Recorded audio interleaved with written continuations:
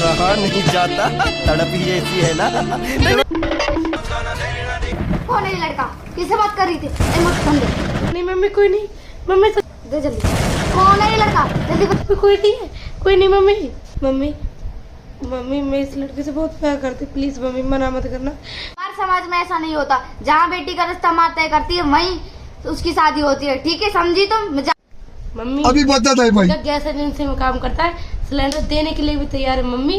Hello दामाद जी, आप आ जाइए, मेरे लड़के को ले जाइए, सिलेंडर ले आइए, जल्दी आओ। कितने शानदार